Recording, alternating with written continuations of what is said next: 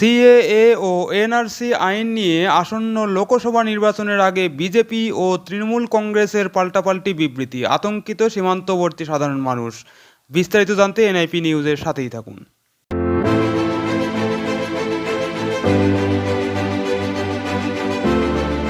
রাম মন্দিরের সফল উদ্বোধনের পর এবার সীমান্তবর্তী নাগরিকদের মধ্যে নতুন আতঙ্ক। 2019 সালে ভারত জুড়ে নাগরিকত্ব সংশোধনী আইন সিএএ ও জাতীয় নাগরিক নিবন্ধন এনআরসি বিরোধী আন্দোলন তুঙ্গে ওঠে। ক্ষমতাসীন বিজেপি সরকারের মদদে এ বিতর্কিত দুটো আইন ভারতের সাংবিধানিক মূলনীতি ধর্মনিরপেক্ষতার বিষয়টিকে প্রশ্নবিদ্ধ করে বলে অভিযোগ রয়েছে।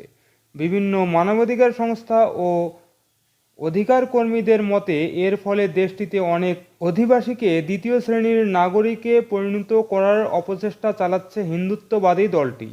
জোরপূর্বক অনেকের নাগরিকত্ব ছিনিয়ে নেওয়ার অপতৎপরতা চালানো হচ্ছে, যা মানবাধিকার লঙ্ঘনের আওতায় পড়ে। চলমান এই অসন্তোষের মধ্যে জাতীয় নাগরিক নিবন্ধন এবং নাগরিকত্ব সংশোধনী আইন ইস্যুতে ফের উত্তাপ ছড়িয়েছে দেশটির রাজনীতিতে। মাত্র 7 দিনের মধ্যে পশ্চিমবঙ্গ ও দেশের অন্যান্য রাজ্যে সিএএ কার্যকর হবে।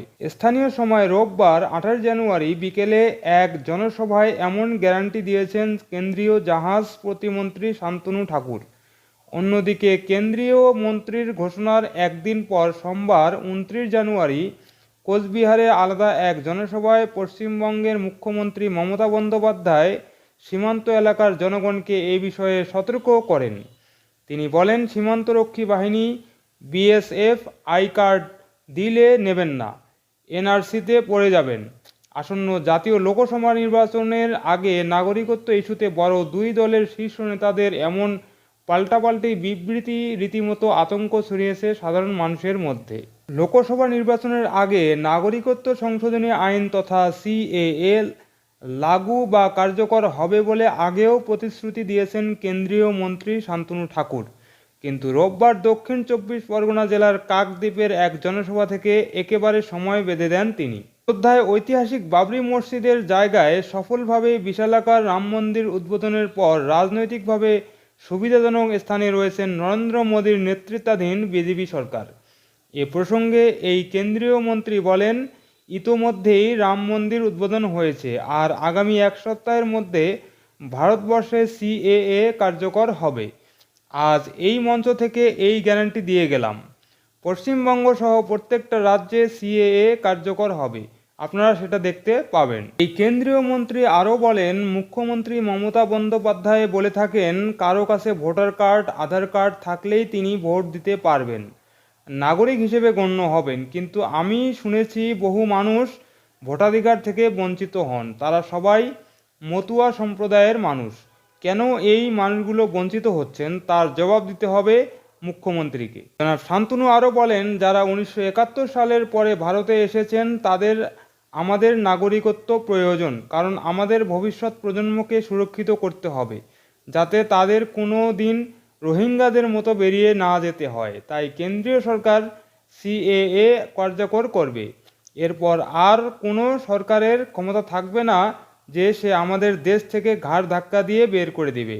এই কারণে সিএএ জরুরি এবং আগামী এক সপ্তাহে তা হয়ে যাবে। সোমবার উত্তরের সীমান্ত জেলা কোচবিহারের সরকারি পরিষেবা প্রদান অনুষ্ঠানের মঞ্চ থেকে শান্তনুর পাল্টা সংশোধিত নাগরিকত্ব আইন সিএএ প্রসঙ্গ তুলে মমতা বলেন, এখন ক্যা করে চিৎকার করছে, এই ফ্যা ভোটের রাজনীতি করার জন্য আপনারা সবাই নাগরিক, আপনাদের সবাইকে নাগরিক হিসেবে আমরা স্বীকৃতি দিয়েছি, সমস্ত উদ্বাস্তু কলোনিকে স্থায়ী ঠিকানা দিয়ে দিয়েছি, তারা সবাই রেশন পায়, স্কুলে যায়, স্কলারশিপ পায়, কিষাণ বন্ধু পায়, শিক্ষাশ্রী পায়, ঐক্যশ্রী পায়, লক্ষ্মীর ভাণ্ডার পায়।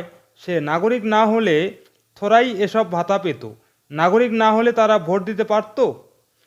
এরপরেই ভারতের সীমান্তরক্ষী বাহিনীর বিএসএফকে তীব্র আক্রমণ করে মমতা বন্দ্যোপাধ্যায় সীমান্ত সংলগ্ন এলাকার গ্রামবাসীদের সতর্ক করে বলেন, বিএসএফ গ্রামে ঢুকে আলাদা করে আইডেন্টিটি কার্ড নিলে এনআরসিতে পড়ে যাবেন।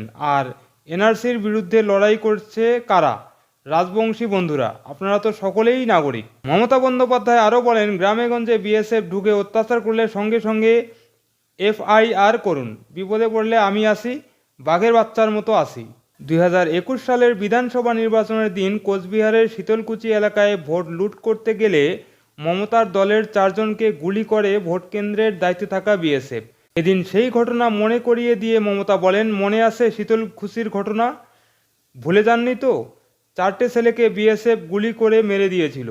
ওরা যখন তখন যাকে তাকে গুলি করে মেরে দেয়, যেন জমিদারি পেয়ে গিয়েছে। আমি মুখ্য সচিব ডিএম এসপিকে বলবো নজর রাখতে। প্রসঙ্গত, নাগরিকত্ব সংশোধনী বিলটি 2019 সালে আইনে পরিণত হলেও তা এখনও দেশে কার্যকর হয়নি।